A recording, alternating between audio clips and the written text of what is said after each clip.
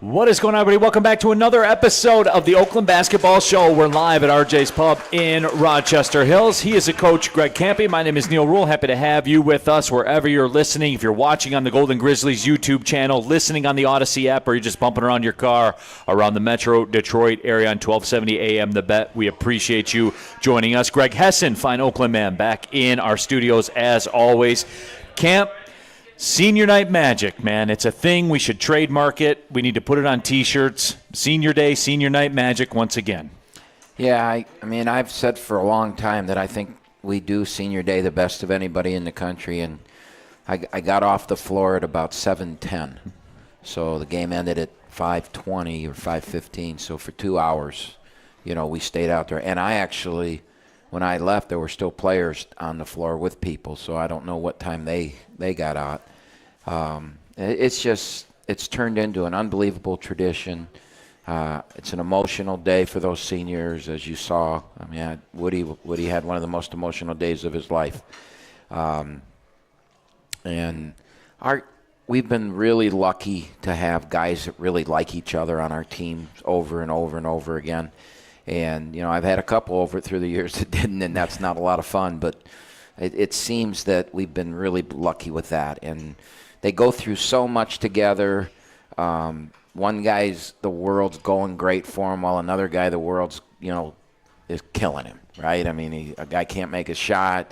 He's down in the dumps, and one guy's scoring all our points, and they all seem to just hang together and really care about each other. And we had in the Fort Wayne game on Friday night, we had a timeout late in the game in which we went after each other in the timeout, and I didn't like that at all, and that just went against what we are. But, I was probably the cause of that. And, so maybe they were banding together against me. And so we talked about it, and I took the blame for it, and that we won't see that again. You just saw how much they care about each other. And if you come to practice every day, you can see how they get along. And the greatest thing about our culture or whatever we have here, and I firmly believe I don't set the culture. The leaders of the team set the culture, is that you don't see cliques. You don't see the same two guys. Back in the day when Townsend and Conway were freshmen, it was like they were brothers at the hip with each other, right? But by the time they were in their last year, you didn't see that. I mean, they were still really, really close friends. They lived together, but you didn't see that.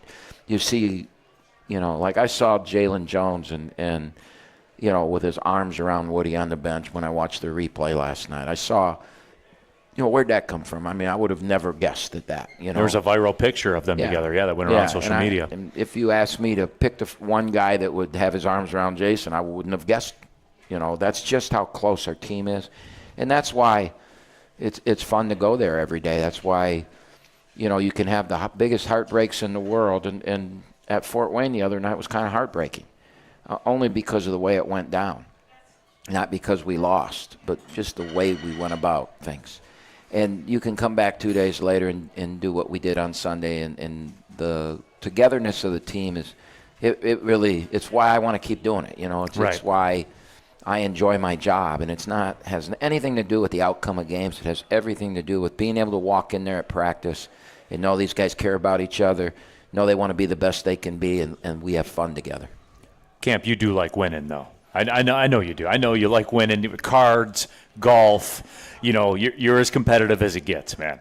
Yeah, I do really, really, really want to win in everything that I do. That's been a curse through life.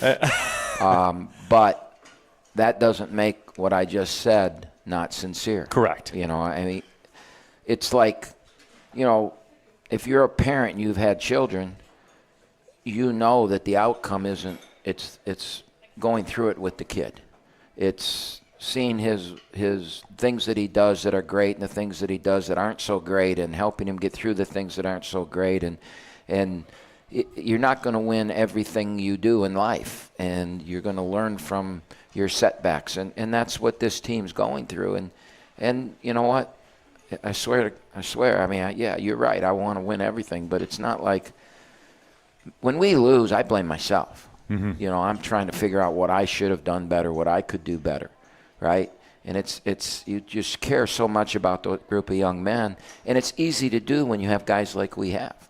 And there'll be some guys that won't be here next year, and there'll be some guys that will come back. But that doesn't mean, I'm still in. I've had a lot of guys leave the program over the years, especially in the last 7 or 8 years, because of the way this thing is. I'm still in contact with many, many of them. Right. And you know, Zion Young texted me. He's over in Europe somewhere playing. And I don't know if you remember Zion, but he didn't finish his career here. He finished at Southern Utah.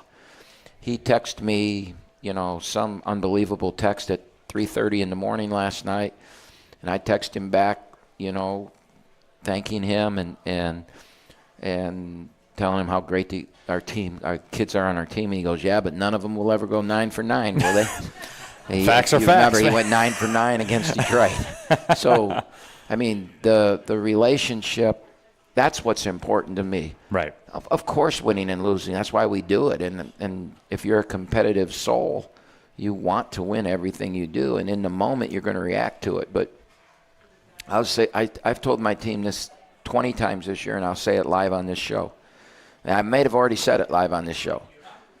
I have more rings than I have fingers. Why do I need another one? Is that going to make me feel better about myself and my job I'm doing? No, I want them to have a ring. We got 11 new guys. They need to get a ring. And it's still out there for us to get. That's what my competitiveness is for them to get the ring. I did wear last year's ring to the Hall of Fame event we had a couple weeks ago. Kathy Ford and I sat together at the table, and Derek Nelson went into the Hall of Fame, or whatever we call it here.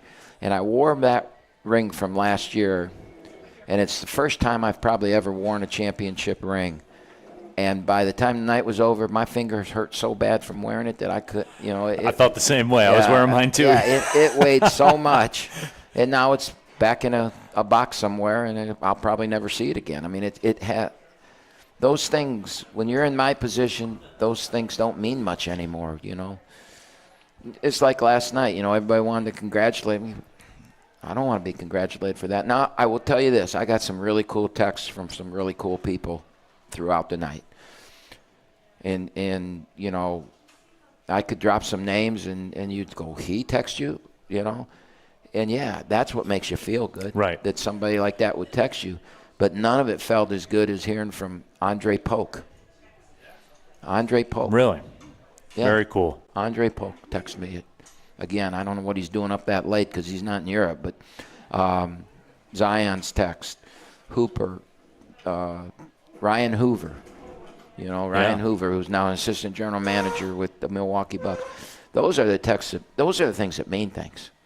And, that's what's important. And so, yeah, I might come across as winning is the only thing. And during the moment, that's probably true. And I'm sure my players think that too, but it's not. Remember, you can get involved in the show, too. Send a tweet with the hashtag AskCampe if you're watching on the YouTube chat thread on the Golden Grizzlies YouTube page. Those are starting to fill up as well.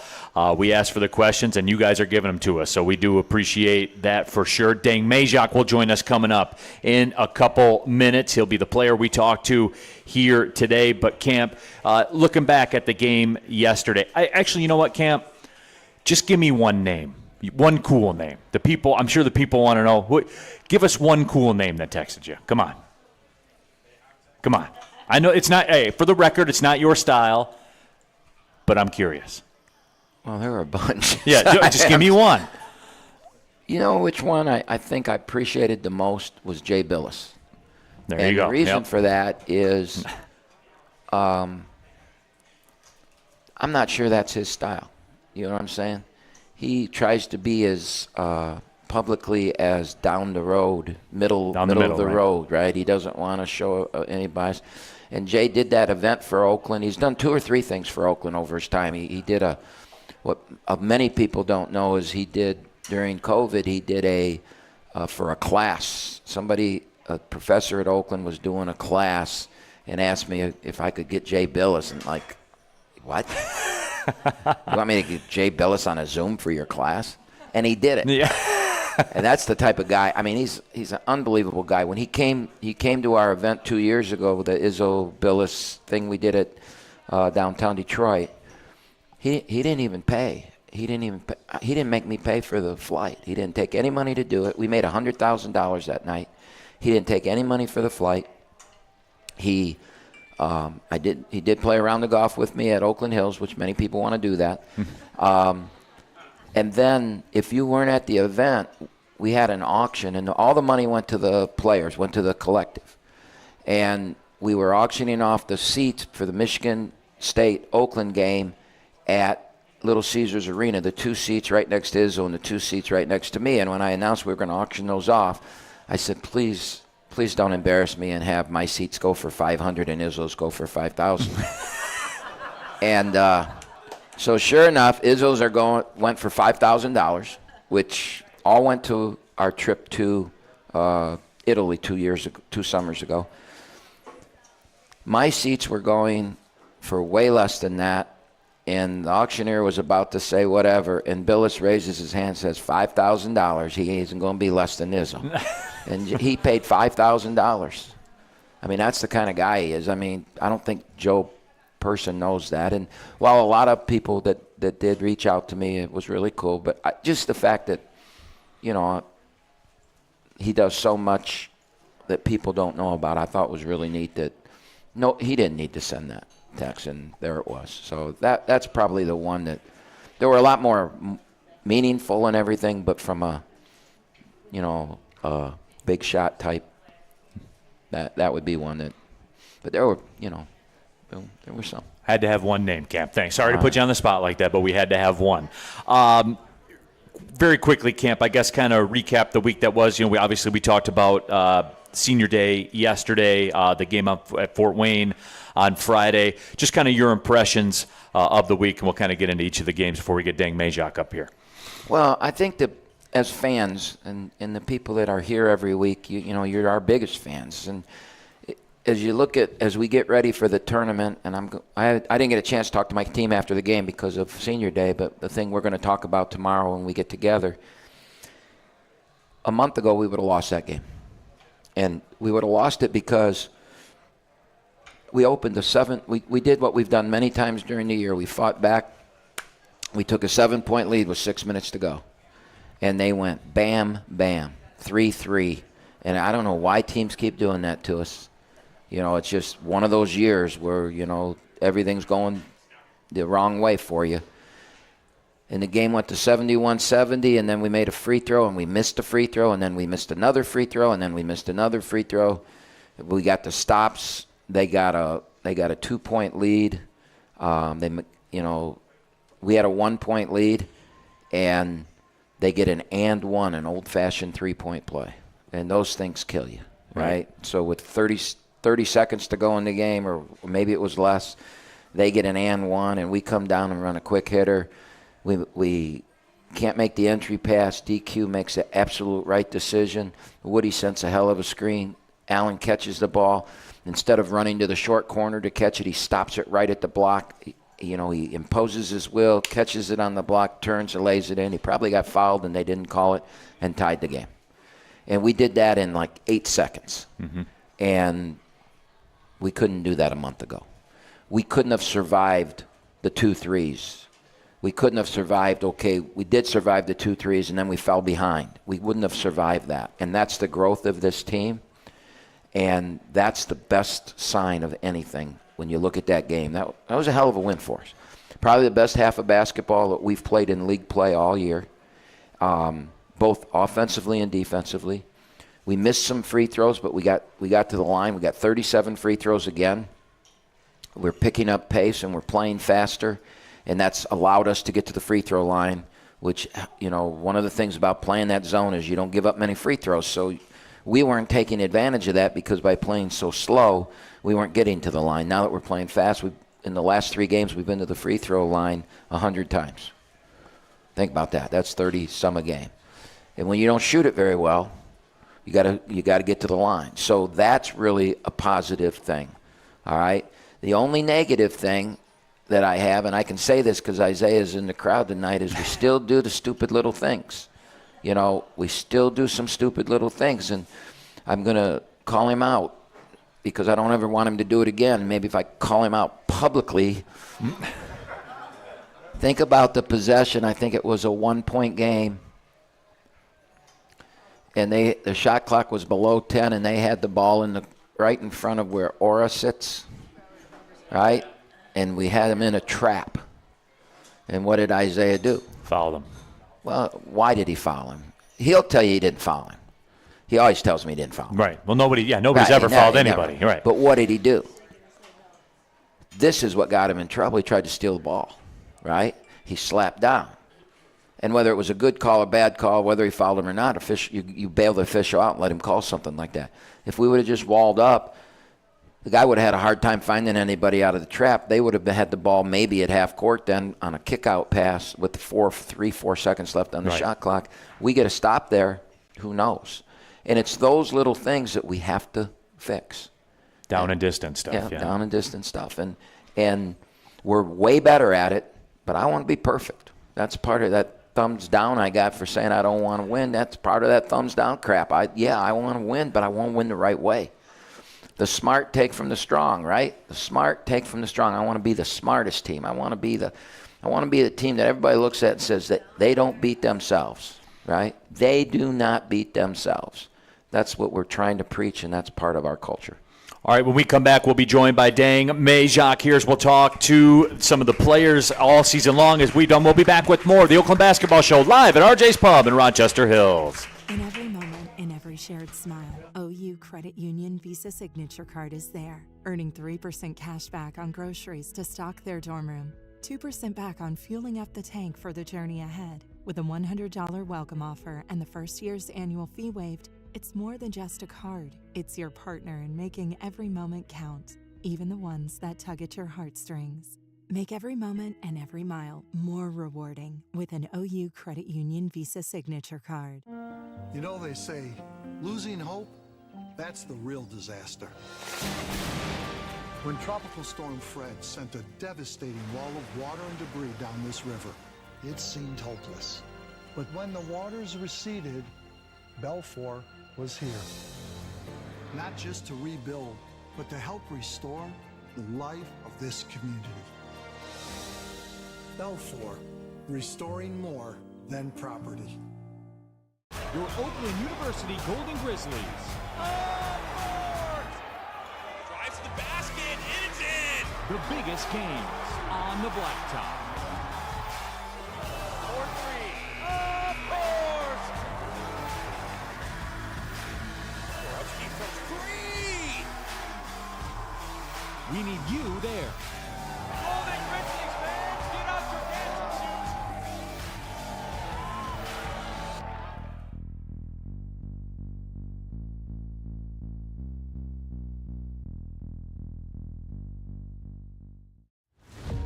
Restoration is more than walls. It's more than paint. It's more than cleaning. That's the thing we'll never forget. For Balfour, it's your memories. It's your life's passion. It's your home. Balfour, restoring more. Welcome back to the Oakland Basketball Show live at RJ's Pub in Rochester Hills. My name is Neil Rule, the voice of the Golden Grizzlies. And don't forget, the Oakland Basketball Show is brought to you by Henry Ford Sports Medicine, the official team physicians for Oakland University and you. For more info, visit henryford.com/athlete. Right now, as promised, we are joined by Dang Majak, the junior forward here for the Oakland Golden Grizzlies. And Dang, appreciate you coming out here for the Oakland Basketball Show. How you doing, man? How you feeling? Good. How you doing? Thank you for having me. Oh, absolutely, man. I've been waiting to have this conversation with you. For those that don't know, Dang's a guy, you know, we'll talk every now and then when we're traveling on the road and stuff like that. I always ask him why the refs are giving him a hard time and all that. But we'll talk about that later, Dang. For sure, but yeah. I'm not going to get you in trouble, my friend. Fascinating about you, Dang. You didn't start playing basketball till 9th grade. Yes, sir. Like, you literally have only been playing basketball for a couple of years. So I gotta ask the backstory on that. Number one, you're from South Sudan, so you and I were talking. You played soccer as a kid. Yeah. What got you into basketball? Well, I started out playing soccer when I was younger. So, I got a little bit taller, and down the road, I kind of like get involved with basketball. I talked to my family about it, and I was like, so I don't know if soccer gonna take me where I want to be, because I want to get a scholarship and go to to university and hopefully get my degree and all that. So, and go pro, play basketball at someday. So, I have that thought, and I was like, I think basketball would be the one. And with that, so I kind of switched into basketball, started playing basketball when I was 14, 9th grade. So, it's new. Still new, right? Yeah, still new. Yeah, didn't know a lot of things. So I'm still learning about basketball until today. No, and dang, like it shows, and I understand because I watch you play and the coaching staff.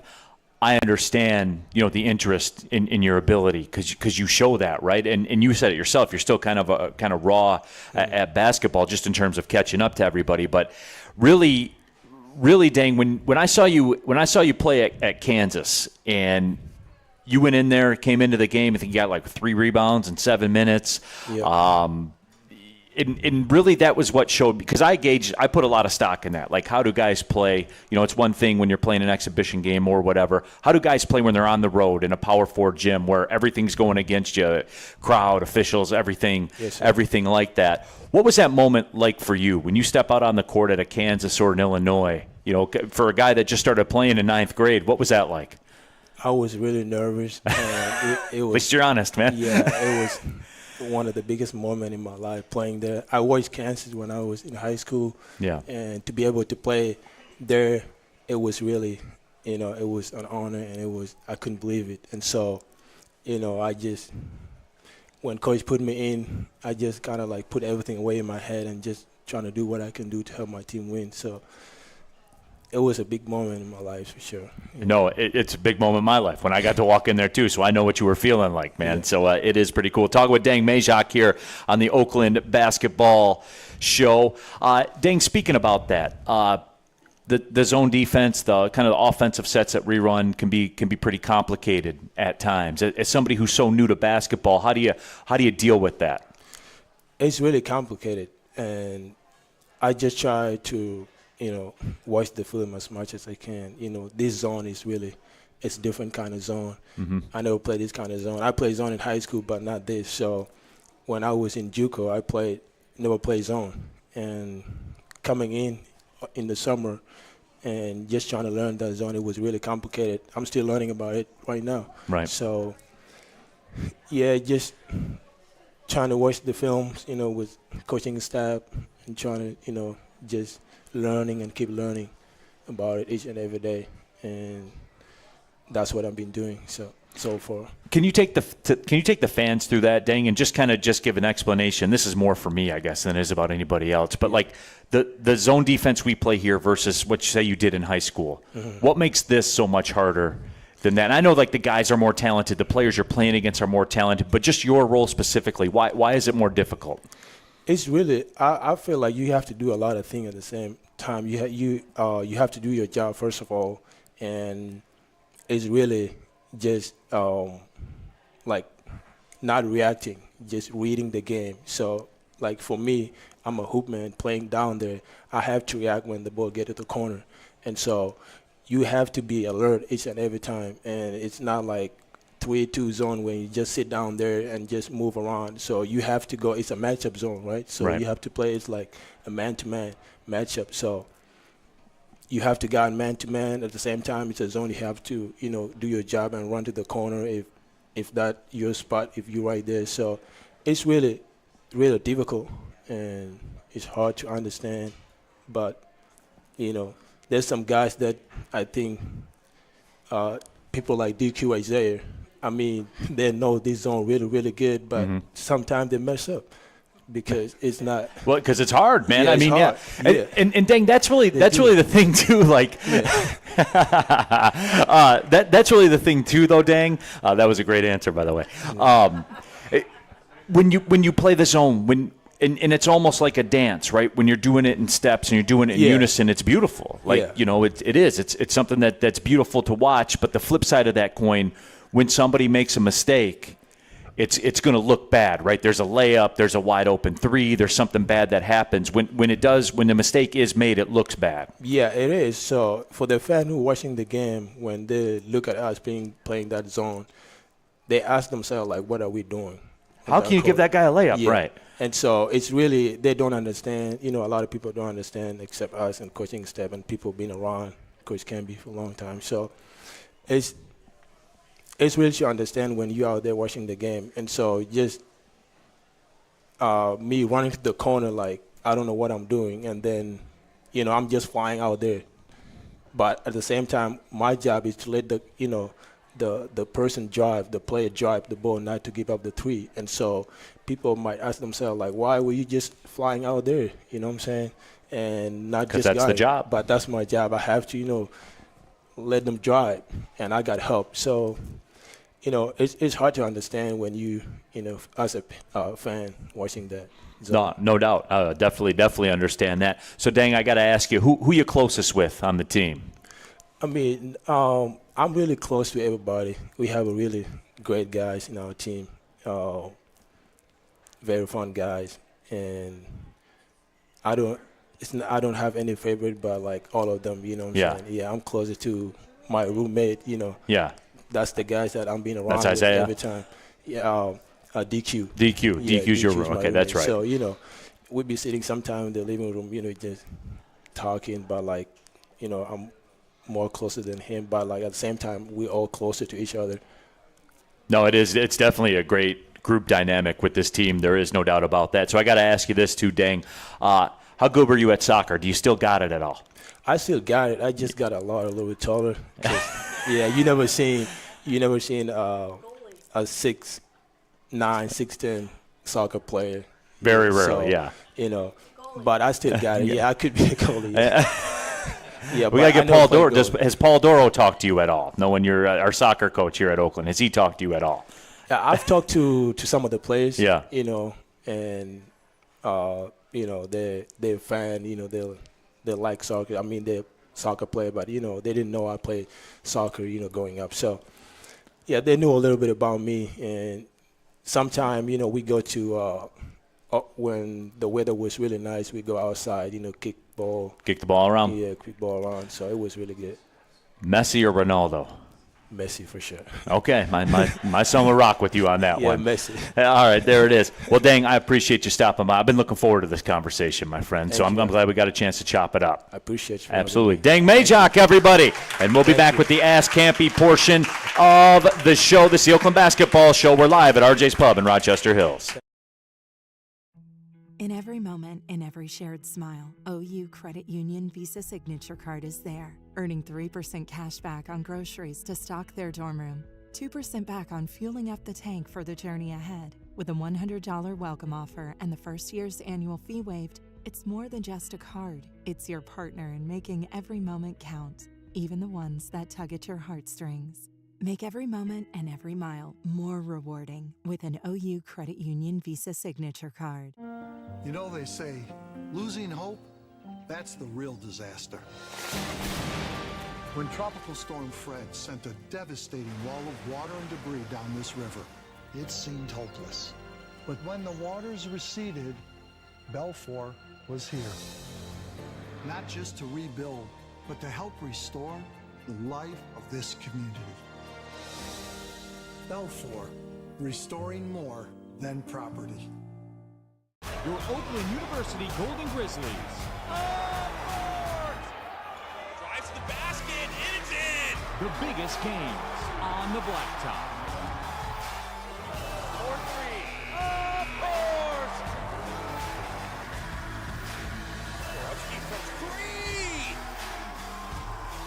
3! We need you there. Golden Grizzlies fans, get out your dancing shoes!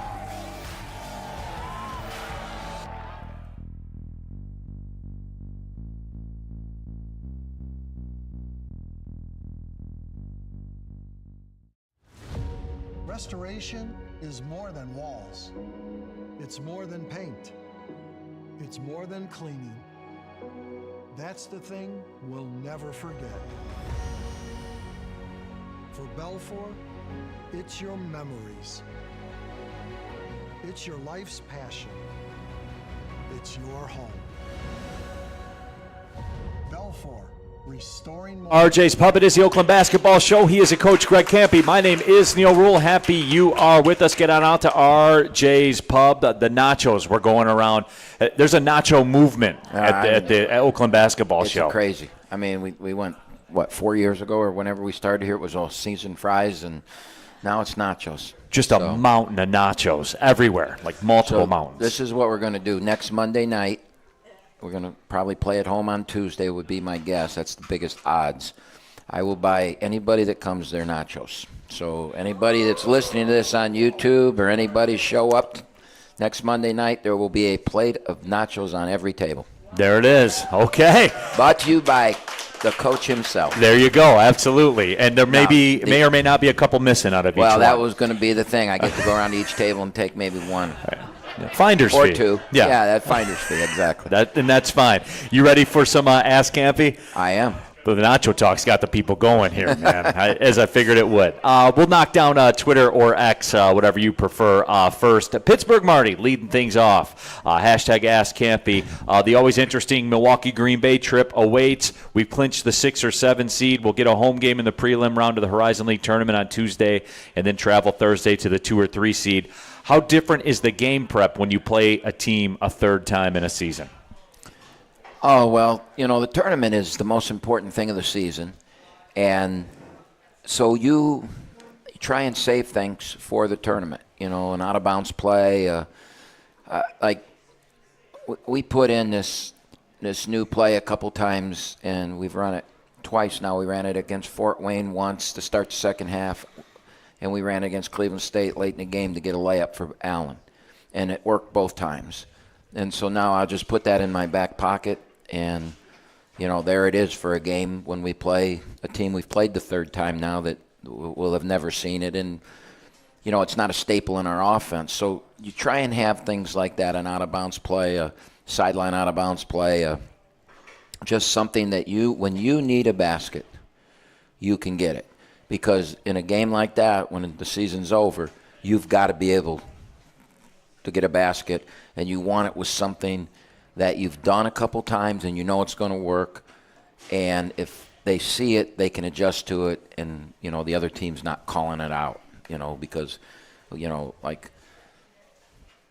whoever we play, we know exactly what they're going to do against the zone, and I'm sure they'll have something themselves put aside that if they see us, that's just coaching 101. You have to do that. So it's not a lot different, but it's something you just got to keep in your back pocket.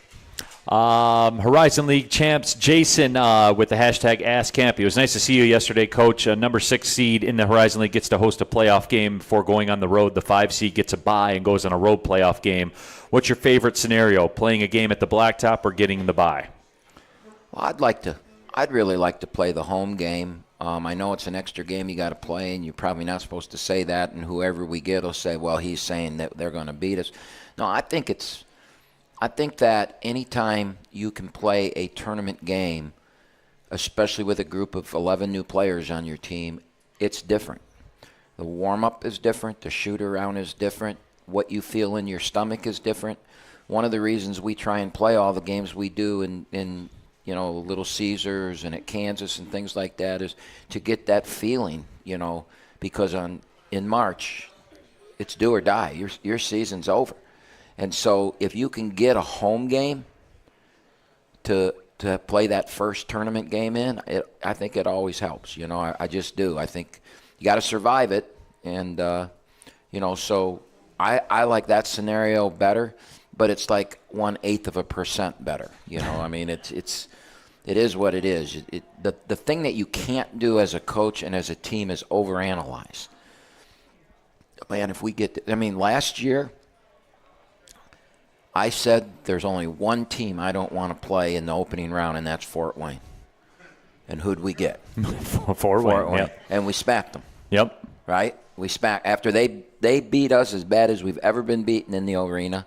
We snuck by them in Fort Wayne, and then we got them back in the arena, and they'd beaten us 2 or 3 times in a row in the arena. It's like they should play their home games in the arena the way they shoot the ball when they come here. And I was like, that's the only team I don't want to play. And sure enough, they 20-win season, and they end up 8th, and we've 1 versus 8. We got to play them. You know what? If you're good enough, you're going to win. And so you can't worry about scenarios. You can't, tie yourself up worrying about, okay, oh, man, we got to play Cleveland State again. It is what it is, man. You got to go play. And on that night, as you've heard me say all year, every game in itself is an entity. And that game's going to be a different game than any other game you've played. Jonathan asks, who's in the building here, Coach Kampe, what's your thoughts on the new look and feel of the broadcast? I'm assuming for the Kampe show. You really like the emojis, right? It took me a while to understand the thumbs up and thumbs down, and it pisses me off when somebody gives me a thumbs down, but it is what it is, right? I mean, yeah. I'm sorry, Camp. I feel guilty. I walked you right into that one, man. I'm sorry. My apologies. I've spent a life with people disagreeing with me, so, I'm getting really good at it. That is true. Wesley V. on Twitter. Coach, there was a nice video from Bruce Pearl congratulating you yesterday. It got me wondering if you think there is a key trait or a scheme he used at Southern Indiana all those years ago that allowed him to turn around Auburn into the number 1 team in the country. Well, Bruce is he is a self-motivated he's a marketing guy besides being just a really, really good basketball coach. When he went to Auburn, nobody cared about basketball. He went into classrooms. If you remember at Tennessee, he showed up at the women's game without a shirt on, which I couldn't even watch that. I mean, my God, Bruce. But he went into classrooms. He went, he bought pizza for people. He turned that into a basketball a school that cared about basketball in a football bed, right? Right. And he's just an engaging person. But he's a very, very good coach, and kids will like playing for him. And he's always played a fast-paced style where they run and get up and down the floor, and kids want to do that. And so he's a hell of a coach. He's a really good coach. Can I tell her? Do we have time or not? Yeah, go. It's your show. Go ahead. Yeah. My favorite Bruce Pearl story was at the Final Four last year. So a couple years ago when he was at Tennessee, we're standing together in the lobby of the hotel at the Final Four, and we're both in line checking in. And, of course, there, all these people are asking for pictures and autographs and things like that. And Bruce is standing in front of me, and I'm behind him, and some guy walks up, and he taps me on the shoulder, and he says, "Can I?"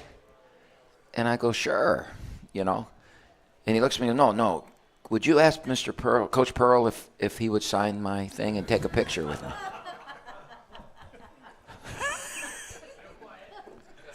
So I said, yeah.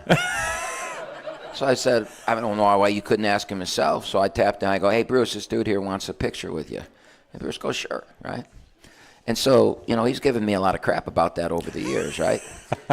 And so last year, after we beat Kentucky at the Final Four, we're walking to the convention. It was in Arizona, so it was really nice out. And he and I are walking in front of the hotel down the street. We're going to the head coaches meeting. There's a Division I head coaches meeting at the convention. So we're walking down the street. We're stopped at a stoplight as we're going to cross the street. And some guy comes up with this big picture. All right, and you can't see what the picture is, but he comes up and he's got a pen. He got the picture, and Bruce is standing right there, and he walks up and he looks at Coach Pearl and he says, "Hey, Coach Kampe, would you sign this picture?" And it was a picture of our Kentucky game. You got him. And I looked at him and I said, "Karma's a bitch." You got him. Yep. You got him, Cam. I love it. More here with the hashtag AskKampe. Craig Wheeler on Twitter. Ask Kampe, did you see the video of the foul called against Trey at the end of the Arizona BYU game? Your thoughts? Well, I didn't see the game, but I did see on social media the actual play, and I probably would have gotten a technical and gotten suspended. Oh, I did that. You did, yeah. That'd be an old bit, Camp, if you did it again. Yeah. So I mean, it didn't look like much of a foul. He got him a little bit with the leg, but trust me, during that course of that game, there were way more contact on 95% of the plays than that. And I didn't even watch the game, but I guarantee you that's the case. Yeah, that wasn't, especially at home. You wouldn't expect that to happen at home in that building. But I listened to their coaches' comments about it afterwards, and that, and it's college basketball. It's the same stuff happens in the Horizon League that happens in the Big 12, that happens in the Big 10. Coaches are coaches, and you're always going to have that. That's what makes the game so great, the human error in it. Carolyn on Twitter, this is a new fan, I think, says, hello from South Dakota. You still have a lot of fans here from the Summit League days. After you won Sexiest Basketball Coach Award, were you impossible to deal with? By the way, you'd have my vote as well. That's an Oakland grad living in South Dakota. Yeah. Wow. I was going to say most of the people in South Dakota didn't like my language. I had some guy in overalls attack me came down and chest bumped me about, why are you using that language? I've got my daughter here. And I looked at him, I said, you know what? They sell seats way over there too. And if you've got your daughter here, that's on you. You should sit over there because you know who I am, right? But yeah, I'll tell you what. I love those days. South Dakota State, it was fun. Oakland, South Dakota. Yeah, that rivalry with South Dakota State was a tremendous rivalry. The Summit League was a tremendous league, and I miss it. I really do. I miss those people, and I've always tried to get along with everybody. I try and talk to fans just to have fun with them, because that's what this is supposed to be. As far as that sexy thing goes, I don't think I was livable before that or after it. So it's the same. Yeah, it's probably just the same. I don't. If you remember, somebody tweeted out when that happened that of the whatever number of votes it was, 9,000 or 20,000 or whatever votes it was. Somebody tweeted out that 8,999% of them or whatever were signed Mrs. Greg Kampe or my mom, Miss Mary Kampe or whatever. So I think that's probably what it was. I think my mom really probably did that. So. All right, now we'll switch to the Golden Grizzlies YouTube chat thread. By the way, J Money Sniper, our guy J Money Sniper, says, you have my vote as well, and that's in all caps. So there you go, Cam. Shout out J Money. Hey, guess what? Yesterday at midcourt, late in the evening, shaking and taking pictures, a young man came up to me and shook my hand and said, you know who I am? And it was J Money. There you go. He told me he was going to be He's a legend. Here. He told me he was going to be here tonight, and he didn't show up. Yeah. He's a Oakland basketball show legend, man. Yeah. Protected class, no doubt about it. But I got to meet him. IRX says, Kampe, what goes into deciding to foul a bad free throw shooter? You guys did that yesterday in the game, and it kind of flipped the game. Intentionally, of course. Well, my staff does a tremendous job. You've heard me say that a million times. We know what everybody's done, what they're shooting, just as every team knows. And, you keep that in your back pocket that, like I talked to my team about it in the timeout that I wanted to do it. I wanted to do it at the end of regulation when it was a tie game with 13 seconds to go, and you saw us foul. We only had 5 fouls, or 6, 5 fouls, so we fouled again to get to 6. And their coach kind of panicked. I'm thinking, he might do that again, right? Yeah. And he put that guy way in the corner. Now what that did is it kept the ball. That guy's he's their playmaker, their point guard, and that kept the ball out of his hands, and they ran a little circle play where the guy shot a fadeaway jump shot, so maybe the threat of that kept them from running what they were going to run. But then in in overtime, I said if we get up 2, if we get under 3 minutes and we're up 2, as long as it's still 1-1, I'm going to foul that dude. And I'm going to foul him because, and I told my players this, I'm going to say he's a 44% free throw shooter, and they're playing for first place. They're playing for the championship. There's going to be a lot of pressure on that young man. And if we can steal a possession, we're going to foul him. Now, the biggest thing was that the reason I was telling them was we got to get the miss, right? Right. If I foul him and he makes the first one, misses the second one, they get the miss and score. Now I'm the stupidest guy that's ever coached, right? And every one of you would have thought that. You would have. Oh, yeah, you would have. Oh, yeah. Well, it works, so they'll say no. Why did he do that? He's smarter than John Wooden. He thinks he knows, So, and then during the timeout, I went, and whenever we do anything out of the ordinary, I always tell the officials. So they know what's coming, because the last thing you want to do is to have an official misinterpret what you're trying to do, right? And I will tell you, I'll go back to that when I'm done with this. So I went and I told Todd Van Solsen, the official, listen, if 6 touches the ball, and I called timeout, Isaiah got a rebound, laid it in, we went up 83-81, less than whatever to go.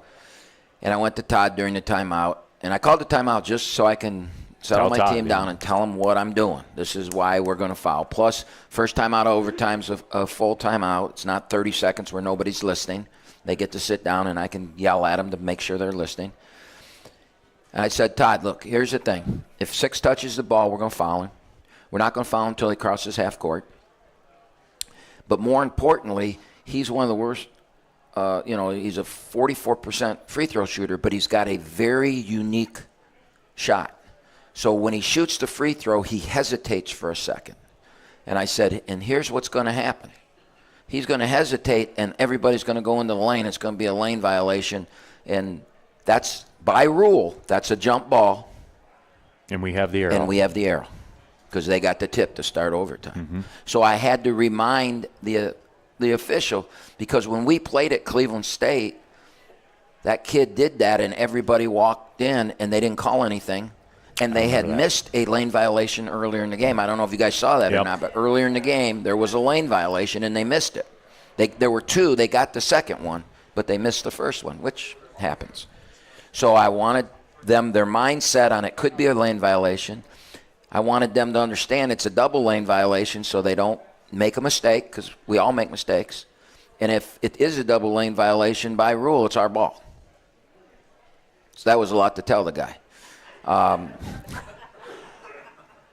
probably didn't understand a word I said, but I saw that he went and talked to the other officials, so everybody knew what we were going to do.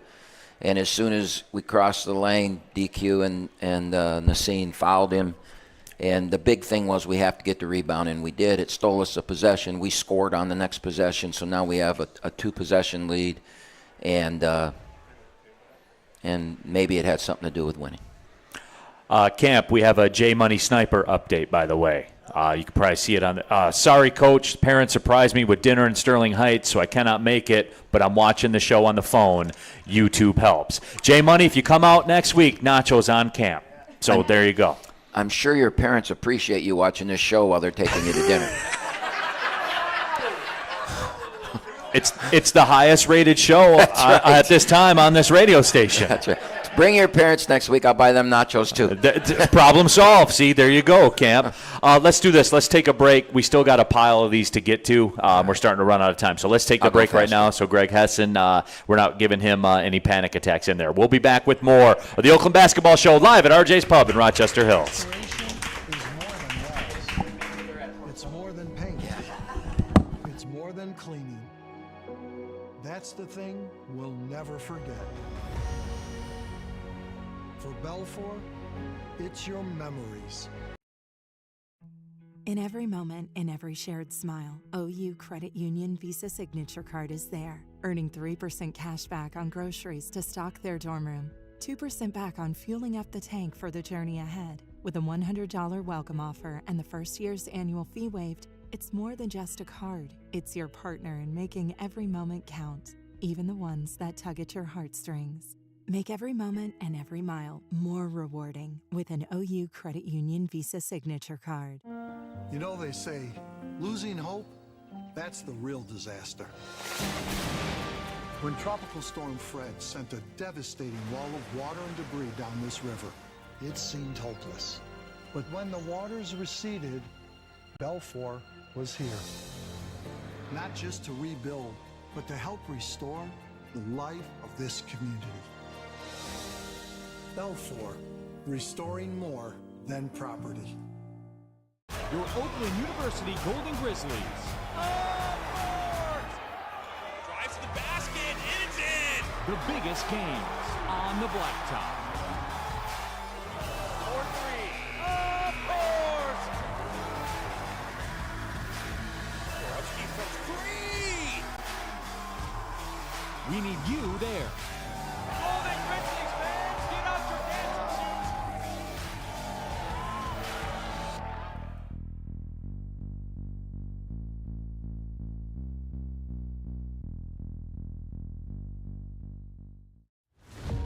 Restoration is more than walls. It's more than paint. It's more than cleaning. That's the thing. Welcome back to RJ's Pub, final segment of the Oakland Basketball Show. He is a coach, Greg Kampe. My name is Neil Rule. Greg Hessen back in our 1270 AM The Bet studios. Remember, the game against Milwaukee on Thursday night only be available on the Odyssey app. So make sure if you don't already have that downloaded, make sure you download that. You can listen to the radio call. You can sync it up with the TV feed, as a lot of everybody does out there. All right, Camp, we got some more Ask Campes to get to. We got to pick up the pace a little bit. I'll go. All right, Dave Baxter, Ask Campe. Sunday's game halftime ESPN interview was honest. What did you say to the team at halftime that turned the game around in the second half? Well, I told them we needed to shoot some better trick shots so they could get their horse. Yes.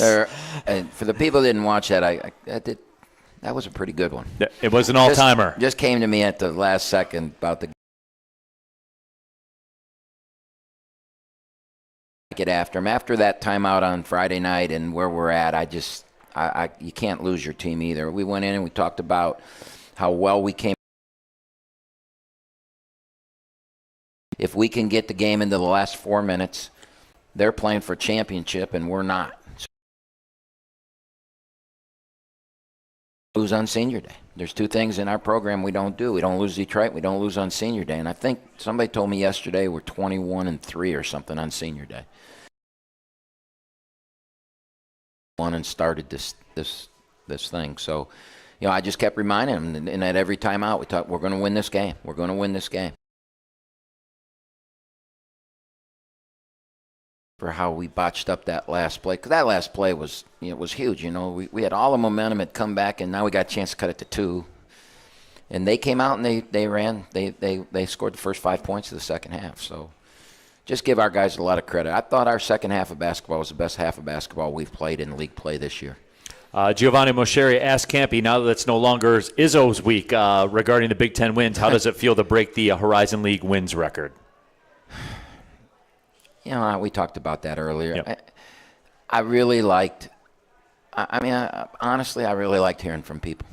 To get players texting you at 3 in the morning that, you like that. That's why you do this. So, whatever the reason they're doing it, it's worth it. And it was nice to hear from some of the people that, that you would be surprised would text you. I like that. But what does it mean? Doesn't mean anything. I can't use that word. He cut it off, Greg, back in the studio. He cut better. it off. Yeah. I'm getting better. Caught yourself. Yeah. All right, Camp, let's go. It really doesn't mean much. Yeah. Giovanni also asked, speaking of that, did John Calipari text you? Yes, he did. And I feel bad, man, because not only did he text me, he tweeted something out congratulating me, and he put my name in it, the Kampe OU, the Twitter handle. So every response to that tweet is showing up on my phone, and I think there's 200,000 of them, and they all are killing him. Yeah, Kentucky They're killing fans. him. Why are they? The guys are not. He's not the coach of Kentucky anymore. Right. Move on. Let it go, right? And they're killing him, and they're using me to kill my friend, and that's I didn't like that at all. So, but yeah, he texted me last night. Mm-hmm. Gary McCarrick, with the Horizon League expansion in Northern Illinois slated to join the Horizon League, does that have an impact on your out-of-conference scheduling against Power 5 teams?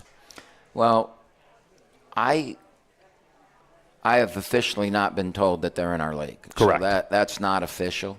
And nobody's asked me my opinion. So the only thing that I've said is I told my boss we cannot go to a 22-game league schedule. We just can't do that. I will fight that. I'll lose, probably, but I'll fight that. I do not want to play a 22-game league schedule. We've got to have, if we're going to do what we're doing with the NIL and the guarantee games and the money and all things I've talked about on this show all year long, we can't limit our non-league games to 9. Then we are going to play 9 road games, and you're never going to see us at home. And the other thing, that 22-game league schedule, it'll push more league games into December and November. And I don't want to play league games then. I want to develop my team and coach them and get them better and play our league games now. And so I'm going to fight that. I may lose, but I am going to fight that. I'm hoping the coaches agree with it. But we don't make the decision. That's going to come down to the athletic council and the ADs and all that kind of stuff. But I do think Steve agrees with me on that. N asked on the Golden Grizzlies YouTube chat thread, does Coach Kampe want to keep the tempo going down the stretch? Yeah, I think we need to keep playing faster. It is hurting us defensively, but it's got us back to what I talked about earlier as the free throws. One of the things that has always been to our advantage with the zone is that we don't foul much in it. And you always look up at the scoreboard with 6 minutes to go in the first half, and we've only got 2 or 3 fouls. And, we'll get a guy in trouble. McCabe, he's going to make some not real smart fouls. And he might have 2 or 3, but we don't have 12. It's always. And this year, playing so slow, the other team was in the same boat. And so we were losing that advantage. Since we've started playing fast, we're back up to, like I said, we've shot 100 free throws in the last 3 games. And when you can't make the 3 like we can't make it, you've got to make up those points somewhere. One of the things we did extremely well in the second half of the Cleveland State game is we didn't turn the ball over against that defense, that pressure. And that didn't lead to them getting runouts. They got runouts early and got going. So our defense was better, even though we did push the ball. How good is Allen in the clutch moments, by the way? I mean, whenever we need a bucket in the second half, dump the ball into him. I mean, I don't know what the particular stats are, but it seems Actually, Colin gave them to me today. He could come up here and tell you, because half the things Colin gives me I don't really read. So, but he did give me that, and I kind of looked at it. It feels like it's good. It must have been, because he gave it to me. So it feels like it's good. I'm not going to change. We're still whether he's doing it or not. I mean, I wish he'd make more free throws down the stretch, but he's turned himself into a okay free throw shooter. I don't think you could use that strategy on him and that we used, and earlier in the year you could have. Yeah, so I agree. Where else are we? Mark wants to know, ask Kampe, do you see an additional home game will be more beneficial to Oakland's success in a tournament than the bye? We talked about that a little bit. Yes, the answer to that is yes, Mark. I really do. And I don't care who it is. It's going to be a team that finished below us. So, statistically we should have an advantage. I'm sure we would be the favorite. We were the favorite, which shocked me Sunday against Cleveland State, that you were 9-8 in the league and they're 13-4, and we were a 2-point favorite. That shocked me, but I think our team's getting better, and so I want a home game. I like home games. Nathan, last one here. We all wanted to see that night from Jason. It must have been personal for him coming from Cleveland State. Oh, and I just if you heard what I said afterwards on the floor, it's been a rough year for him, man. He's been in pain, and if you're around the program, you know how much pain he's been in.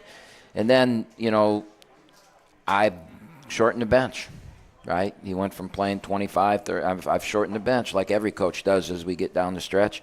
And so he doesn't have as much opportunity. And I shortened it yesterday, and we had a couple guys hardly play more. But he really came through, and once he got going, and he started, even his misses were in and out, right? I mean, he was feeling it, and we need that Woody to finish the season. If we have that Woody to finish the season, that's really going to help us. 15 seconds, Camp. The trip, Milwaukee, Green Bay, final regular season weekend.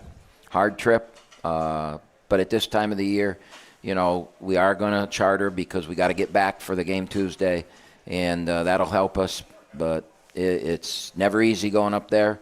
We got to split. We got to at least get 1. 2 would be wonderful. All right, there it is, everybody. Appreciate everyone coming out. We'll see you next week for the tournament edition of the Oakland Basketball Show. For the Coach Greg Kampe, Greg Hessen, I'm Neil Rule. Thanks for listening. Well, see you later. Thanks, Greg.